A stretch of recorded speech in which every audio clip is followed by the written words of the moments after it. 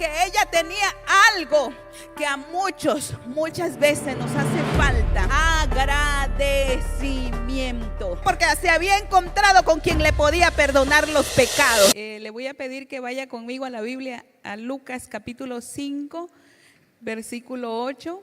Este es el primer versículo que voy a usar para el mensaje de hoy. A leer desde el versículo 4. Esta porción de la escritura se llama la pesca milagrosa, y hoy voy a predicar bajo el título La característica inconfundible del que tiene un encuentro con Jesús. ¿Sí? La característica inconfundible del que tiene un encuentro con Jesús. ¿Sí? Vamos a leer entonces. Dice el capítulo 5, versículo 4, dice: cuando terminó de hablar, dijo a Simón, o sea, Simón Pedro, le dijo: boga mar adentro y echad vuestras redes para pescar. Respondiendo Simón, le dijo: maestro, toda la noche hemos estado trabajando y nada hemos pescado. Ponga atención, que le dijo a Jesús maestro. Le dijo: maestro, toda la noche hemos estado trabajando y nada hemos pescado, mas en tu palabra echaré la red. Y habiéndolo hecho, encerraron gran cantidad de peces y su red se rompía. Entonces hicieron señas a los compañeros que estaban en la otra barca para que viniesen a ayudarles, y vinieron y llenaron ambas barcas de tal manera que se hundían. Viendo esto, Simón Pedro cayó de rodillas ante Jesús, diciendo: apártate de mí, Señor, porque soy hombre pecador. Ahí donde está, levanta tus manos y dile: Padre, gracias por tu palabra. Dile: Padre, gracias por esta bendición que tú me das, Señor, de poder oír tu palabra, Señor, en el nombre maravilloso del que pronto vendrá, de nuestro Señor Jesucristo. Y la iglesia dice: amén. Puede sentarse. Aleluya. Sabe que, bueno, le dije que vamos a hablar acerca de la característica inconfundible del que tiene un encuentro con Jesús. Entonces, vemos aquí en esta historia de Pedro, vemos esa característica inconfundible, y vamos a ver otros dos ejemplos más. El primero es este de Pedro. Dice que Jesús llega a la orilla de el lago de Genezaret, que es el mar de Galilea. Es en realidad un lago, pero le dicen mar. Entonces dice que alrededor de esa región el oficio más común era la pesca, porque estaban al lado de un lugar donde había mucha agua. Entonces Jesús llega a este lugar y dice que le dice a Pedro que le preste la barca para que él se suba y empuje un poquito, y desde la barca está predicando, él está dando un mensaje. Entonces termina Jesús de predicar, yo me imagino, de ministrar, de orar por los enfermos, y entonces le dice a Pedro, le dice: oiga, pero esto me habla de algo. Esto me habla de que cuando alguien se presta para servir a Dios, Dios no deja eso, no lo ignora. Porque Pedro le prestó su barca para que él hiciera un mensaje. Y Jesús no ignora eso y le dice: ok, Pedro, me eres útil, déjame, voy a hacer algo contigo. Y le dice: Pedro, Jesús sabía que habían estado pescando y que no habían pescado nada. Entonces le dije: Pedro, vas a tener una recompensa. Jesús piensa, voy a recompensar a Pedro. Y entonces dice, Jesús le dice, ¿sabes, Pedro? Súbete a la barca y échala en el agua. Anda, boga mar adentro, o sea, llévala a lo profundo y vuelve a echar las redes. Oiga, si le salió mal a la primera, inténtelo otra vez, porque puede que ahora Dios esté con usted. Entonces, ahora Pedro va y dice, no hemos pescado nada, pero en tu nombre echaré las redes. Entonces ya no intente usted de hacer las cosas solamente por su propia cuenta. Ahora hágalo bajo la palabra de Jesús, bajo la palabra de Dios. Porque cuando nosotros avanzamos en el nombre de Jesús, ahora las cosas salen diferentes. Cuenta una historia que dice que un hombre venía y decía, se paraba en su terreno y decía, voy a hacer esto con el terreno, voy a mecanizar el terreno, voy a tumbar estos árboles, voy a sembrar y voy a cosechar y voy a hacer esto. Y dice que regresaba el siguiente año en la misma fecha y todo seguía igual. Y ese año él vuelve a decir lo mismo. Voy a hacer esto, voy a tumbar este montón de árboles que hay en este terreno, voy a mecanizar el terreno, voy a sembrar y voy a cosechar y voy a vender la siembra y voy a tener dinero. Y dice que regresaba a la misma fecha el siguiente año y todo seguía igual. Y entonces dice que este hombre dice ahora, primero Dios, haré esto y aquello. Y al siguiente año volvió y entonces hizo lo que se había procurado hacer, porque puso en primer lugar a Dios, como hizo Pedro. Entonces Pedro dice, en tu nombre echaré las redes. Y se fue y echó las redes. Pero me llama la atención que Pedro le dice a Jesús, maestro.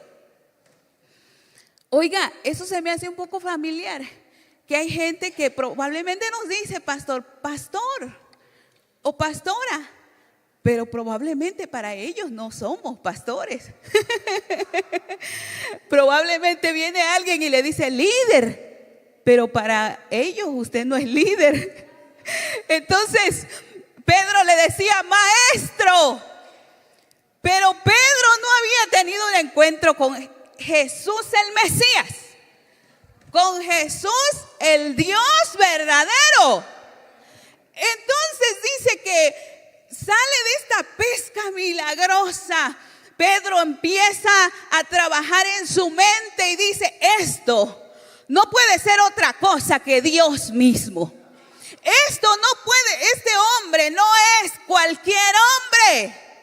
Y vemos ahí esa característica inconfundible, es que te convence de pecado. Entonces Pedro viene ante Jesús y dice que Pedro, oiga, yo me imagino a Pedro. Le voy a pedir permiso para quitarme un poquito los zapatos porque necesito hacer lo que Pedro hizo.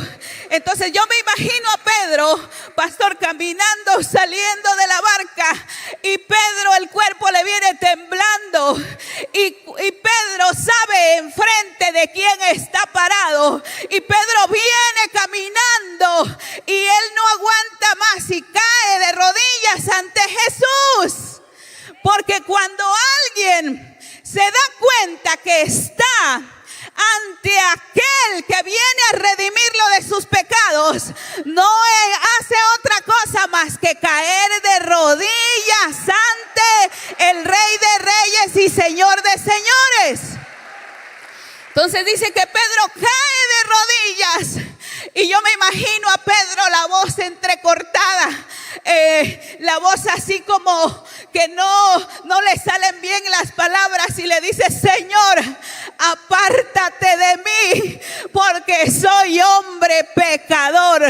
Entonces Pedro empieza él a mirarse dentro de sí y se da cuenta que ha cometido muchas fallas.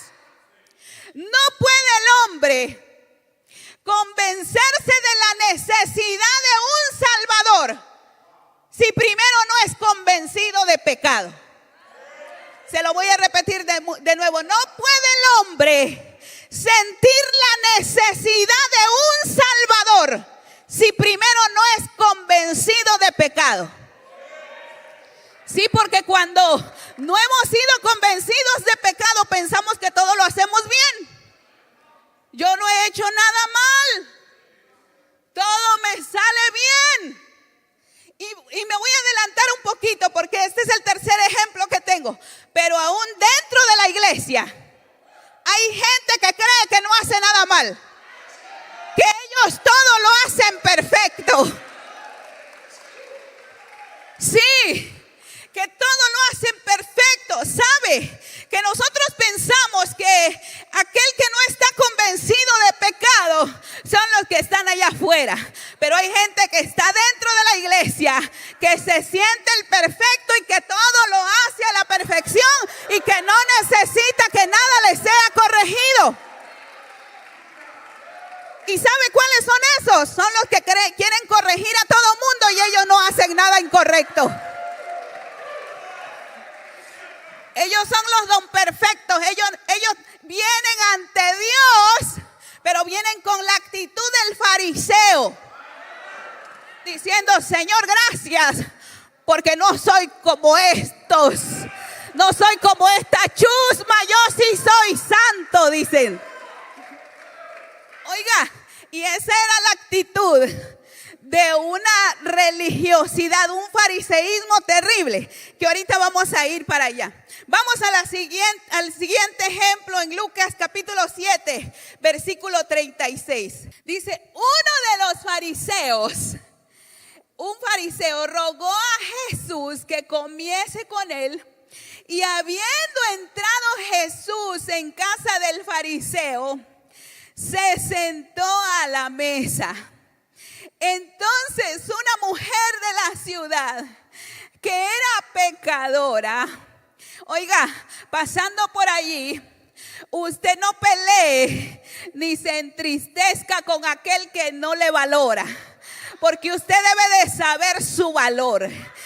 El valor que nosotros tenemos es que somos hijos de Dios. Somos hijos de Dios y ese es el título más alto que un cristiano puede tener. Así que despreocúpate de quién te valora y quién no te valora, porque nosotros debemos saber quiénes somos en el Señor. Pero Jesús sabía quién era el fariseo. Jesús sabe cuál es el trasfondo de todo el fariseísmo.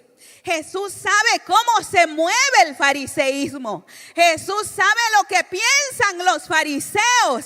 Entonces Jesús va y dice: le voy a dar una lección a estos fariseos ahorita. Porque si había un fariseo, pastor, habían más ahí. Porque si hay uno de esos que se creen perfectos, por ahí hay otros también.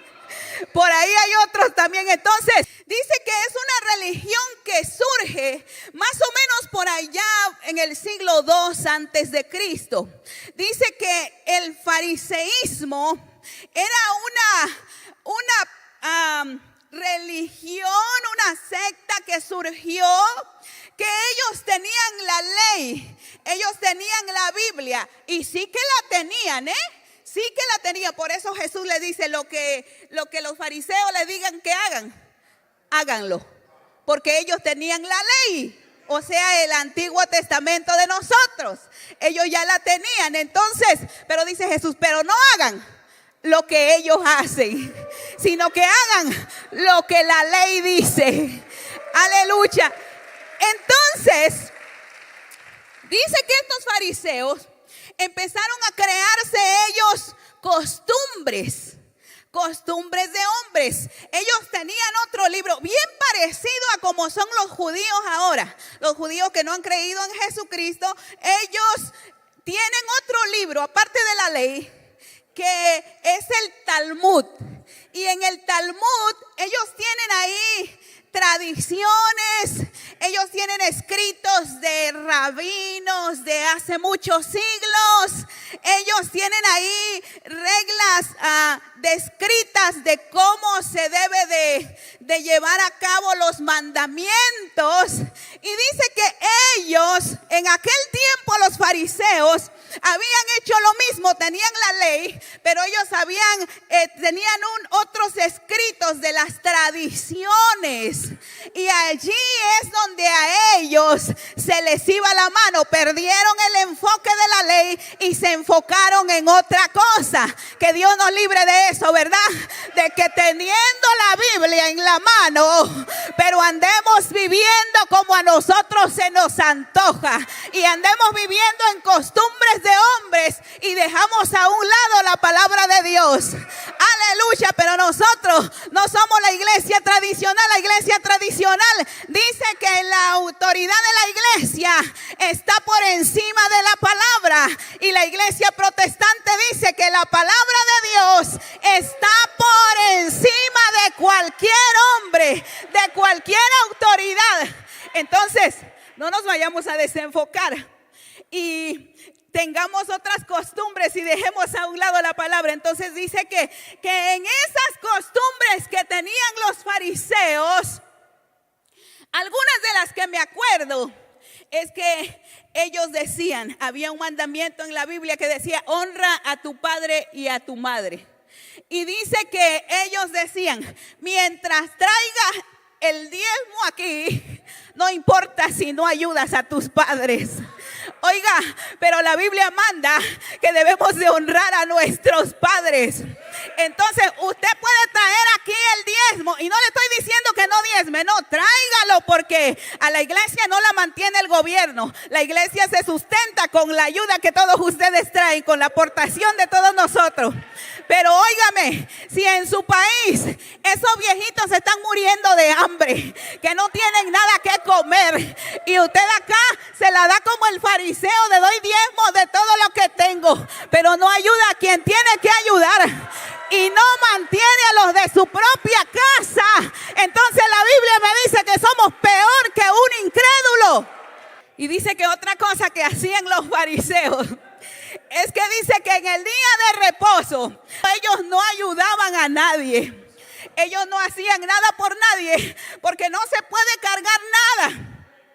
No se puede prender una lámpara, no se puede cargar leña, no se puede hacer nada. Imagínense hasta dónde era el extremo, que había una cierta cantidad de peso que ellos no podían cargar en el día de reposo, solo de ciertas libras para abajo. Entonces dice que si un animal o algo caía en un hoyo, que ellos ponían una tablita de un peso que no superara el peso que ellos podían levantar en ese día, y traían después otra y otra y otra, viendo a ver si así salía el animalito. Y si había alguien que necesitaba una ayuda en sábado, ellos decían: lo siento mucho, pero es sábado de reposo, estoy en reposo, dicen uno, y no le ayudan a nadie. Soy cristiano y soy santo, pero no le ayudo a nadie, pero no hago nada por nadie, no edifico a nadie. Oiga, mi hermano, nosotros somos llamados a edificar. Entonces dice que cuando alguien se enfermaba, tú no te podías enfermar en sábado. Porque si te enfermabas en sábado, decían los fariseos: lo siento mucho, pero hoy no se puede hacer nada. Tal vez mañana podemos hacer algo. Ojalá no se muera en sábado, porque no se puede hacer nada en sábado. Entonces por eso es que Jesús viene y les dice, cuando Jesús sana a una mujer jorobada en el día de reposo, dice un predicador chistando, dice que a la mujer jorobada aquí había que meterse por abajo para darle un beso, dice. Dice que estaba tan jorobada esa mujer, y Jesús la sana en el día de reposo.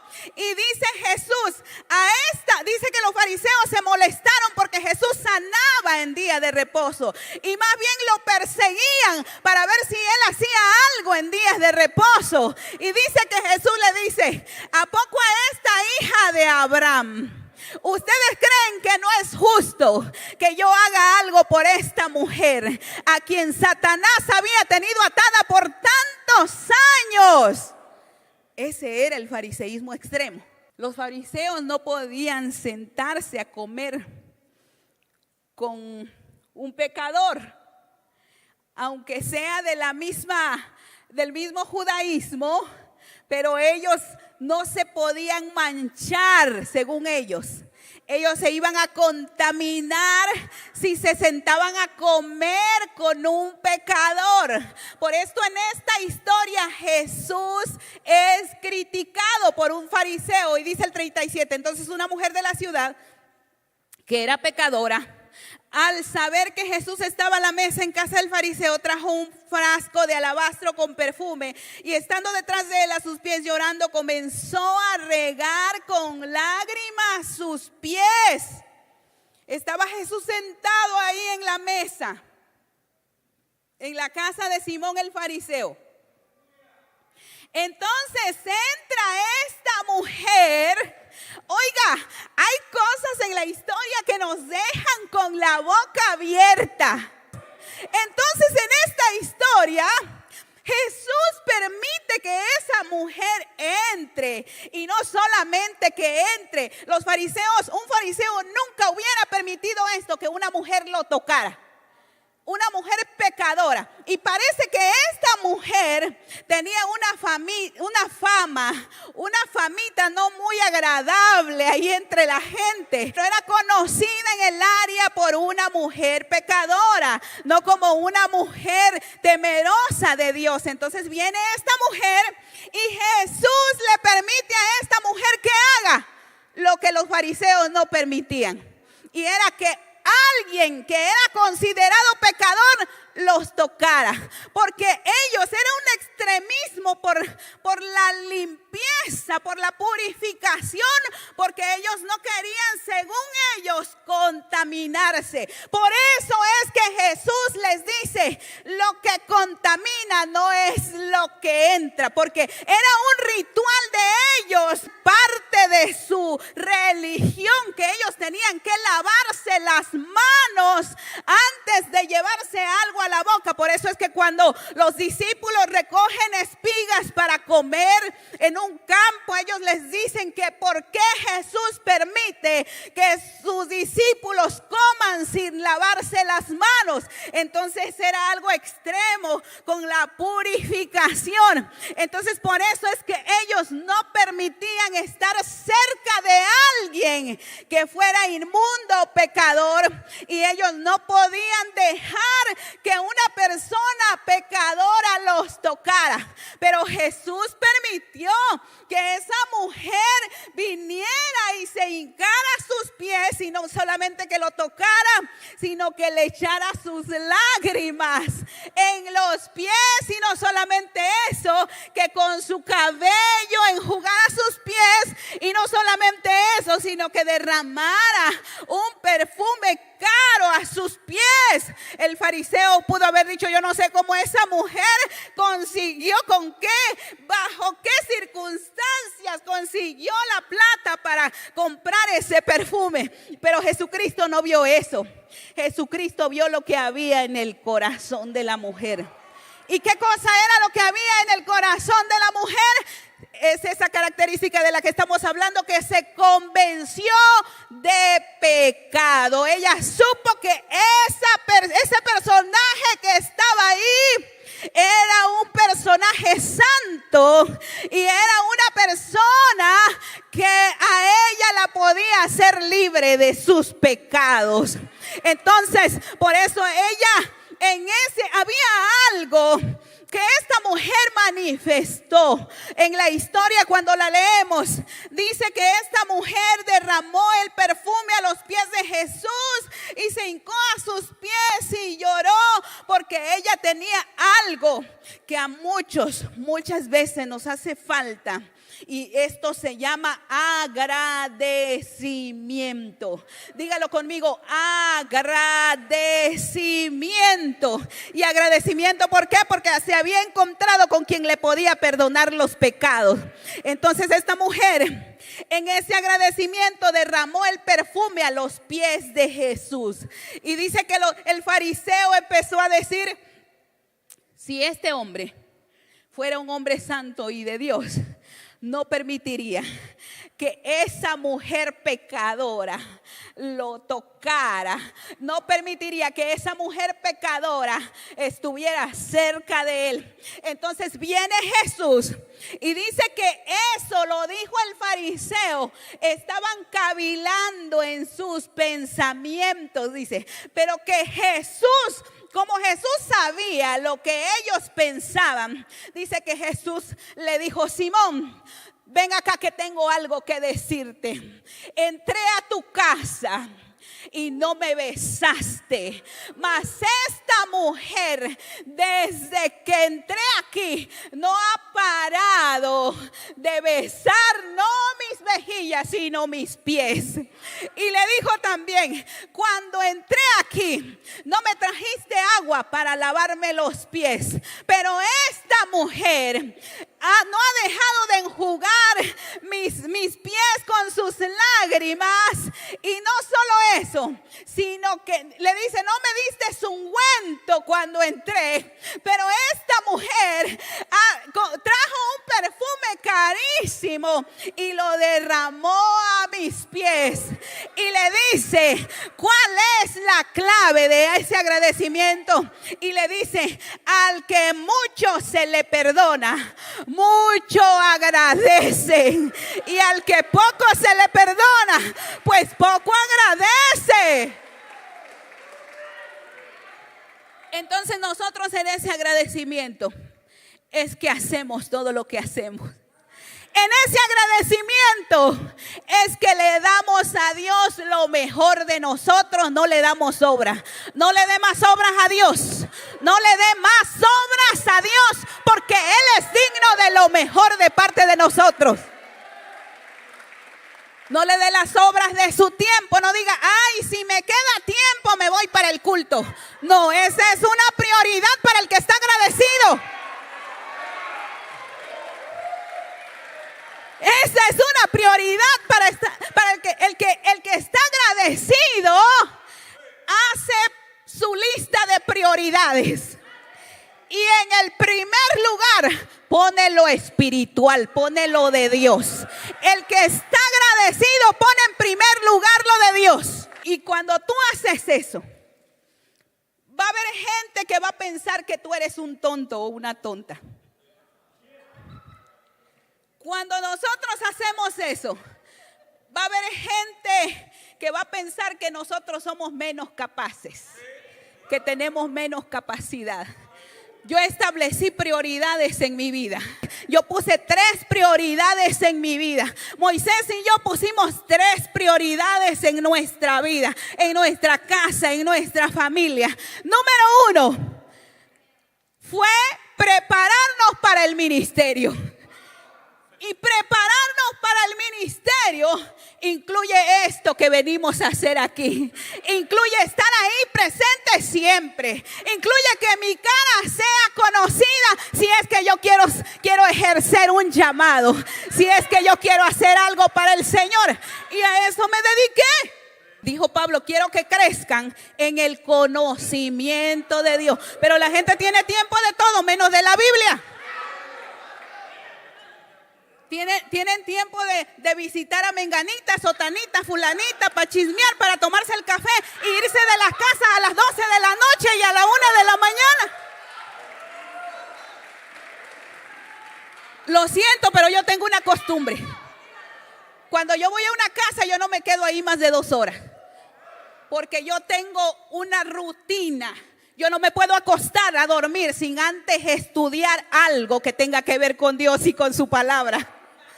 Hay que tener una rutina. Eso fue mi prioridad número 1. Mi prioridad número 2 fue la iglesia, hacer algo por los demás. Y eso es lo que hemos estado haciendo, ¿verdad, pastor? Y por eso nos negamos nosotros a muchas cosas. Sí, no es que yo no tenga cabeza para hacer un negocio. No, es que yo me dediqué a otra cosa. Yo no me dediqué a hacer negocio, yo me dediqué a otra cosa. Y aleluya. Y la tercera prioridad, me dediqué a mis hijos. Me dediqué a servirle a mi esposo y a mis hijos. Me dediqué a mi casa. Total y completamente me dediqué a ellos. Aquí hay un precio que se tiene que pagar. Y como dijo Pablo, no yo, sino Dios en mí. Porque la Biblia dice que Él es el que produce en nosotros el querer como el hacer por su buena voluntad. Así que al final toda la gloria se la lleva a Dios. Es que no es que Moisés y yo somos tontos, o que no sabemos hacer nada, o que no sabemos hacer negocios. No, lo que pasa es que nos hemos dedicado a otro lado. No es que la pastora o el pastor son tontos, no, es que ellos se han dedicado a otra cosa. Ellos se han dedicado, ¿sabe cuál es una de esas? A ustedes. Vemos las oraciones contestadas. Mientras a uno le caemos mal, nosotros estamos orando por ellos para que Dios los bendiga. Mientras unos nos odian y no nos reconocen, nosotros estamos orando por ellos para que a ellos le vaya bien. Aquel que está tratando de dividir la iglesia y de llevarse un poquito, nosotros estamos orando por ellos para que les vaya bien. Aquellos que nos odian y nos rechazan, no saben ellos que nosotros estamos orando por ellos para que crezcan, para que avancen, para que Dios los bendiga, para que no estén ahí estancados en el mismo lugar. ¿Y de qué estábamos hablando? De agradecimiento. De que esta mujer tuvo una característica agradecida. Terminamos con esto. Hechos capítulo 9, versículos 5 y 6. ¿Y por qué lo hizo la mujer? Porque se convenció de pecado. Una característica inconfundible del que ha tenido un encuentro con Jesús. Que se da cuenta que la manera de cómo estaba viviendo no era la manera correcta. Y aun cuando somos ya creyentes, nosotros debemos mantenernos en esa humillación abajo, creyendo que somos seres humanos y que cualquier momento podemos fallar. Yo siempre que oro y me voy a Dios, le digo: Señor, perdóname, así como yo también perdono a los que me ofenden y fallan contra mí, porque yo sé que si no perdono, no tengo derecho a pedir perdón. Si no perdono primero, no tengo derecho a pedir perdón para mí, porque la Biblia dice: porque si no perdonan a los otros sus ofensas, Dios no los perdonará a ustedes. Aleluya. Hechos capítulo 9, versículos 5 y 6 es el encuentro que Saulo o Pablo tiene con Jesús. Y dice que capítulo 9, versículo 4: y cayendo en tierra oyó una voz que le decía. Mire el trasfondo de Saulo. ¿Quién era Saulo? Era un fariseo que creía que servía. Pastor Carlos creía que servía y conocía a Dios, pero no lo conocía. Así pueden haber muchos en la iglesia que le sirven y creen que lo conocen, pero no lo conocen. Y sabe, pastor, ¿en qué nos damos cuenta que no lo conocen? Porque me odian a mí, porque les caigo mal, porque no me soportan, porque no me dan el valor que yo tengo como hija de Dios. No tengo un valor más grande que el suyo, tengo el mismo valor suyo. Yo no soy más que nadie, pero tampoco soy menos que nadie. Soy una hija de Dios lavada con la sangre de Cristo y llamada para ser santa para el Señor, alejada del pecado y en total consagración a mi Padre. Aleluya. Entonces decía que conocía a Dios, y según él estaba sirviendo a Dios a través de ir y encarcelar a los seguidores de Jesús. Él decía que conocía a Dios, pero odiaba a los cristianos. Él decía que conocía a Dios y perseguía a los cristianos. Hay enemigos dentro de la iglesia. Y los enemigos no están afuera, los enemigos están adentro. ¿Y quién es mi enemigo? El que me lleva a la contraria. El que yo digo azul y él dice negro. El que yo digo blanco y él dice color rosa. Aleluya, los enemigos están adentro. Diga conmigo, estoy ocupado. Dígale al diablo, estoy ocupado haciendo una gran obra y no tengo tiempo para estar perdiendo tiempo en tus estupideces, diablo mentiroso. Alabado sea el Señor, aleluya. Dice el versículo 5. Él dijo, ¿quién dijo? Saulo, Pablo. ¿Qué le dijo? ¿Quién eres, Señor? Le dice. No que lo conocía, pues. No que conocía a Dios entonces. No que conocía a Dios entonces. Dice que toda su vida había estado en el fariseísmo. Y dice que aventajaba a muchos de sus contemporáneos. Oiga, estamos hablando de un hombre listo, de un hombre preparado, de un hombre culto, de un hombre que solo se la pasaba leyendo libros, de un hombre, óigame, con un conocimiento terrible de las escrituras. Pero, diga conmigo, pero no conocía a Dios. Entonces, los que odian no conocen a Dios. Los que nos rechazan no conocen a Dios. Porque ¿sabe lo que Dios hace cuando sientes rechazo por alguien? Viene el Espíritu Santo y te recuerda la palabra. Le dice, lo tienes que amar. No lo puedes odiar. No tienes permiso, te dice Dios, para andar rechazando y odiando. Y dice que Saulo le dice, ¿quién eres, Señor? Y le dijo Jesús, yo soy Jesús, a quien tú persigues. Dura cosa te es dar coces contra el aguijón. Traduciéndolo al castellano actual, es si golpeas la pared, tú eres el que vas a salir lastimado. Si sigues golpeando en esa dirección, el único dañado vas a ser tú. Si usted se levanta en contra de la obra de Dios, de esta obra, del verbo de Dios, si usted se levanta en contra del verbo de Dios, cuidado ahí, porque el que va a salir dañado es usted. Porque el que va a salir dañado es usted. Y él, temblando y temeroso, le dijo, convencido de pecado. Mira lo que hace alguien que se convence de pecado. Le dice, Señor, ¿qué quieres que yo haga? El que se convence de pecado ahora se pone a la disposición de Dios y dice, ya no voy a perseguir cristianos. Ahora dime lo que tú quieres que yo haga. El que se convence de pecado le entrega su voluntad al Todopoderoso y le dice, ¿qué quieres que yo haga? Yo no sé si hay gente aquí que va a hacer a un lado su agenda y va a decir, Señor, ¿qué quieres que yo haga? Una característica inconfundible del que tiene un encuentro con Jesús, ¿cuál es? Que se convence de pecado. Y los encuentros con Jesús siguen sucediendo ahora. Él está presente a través del Espíritu Santo.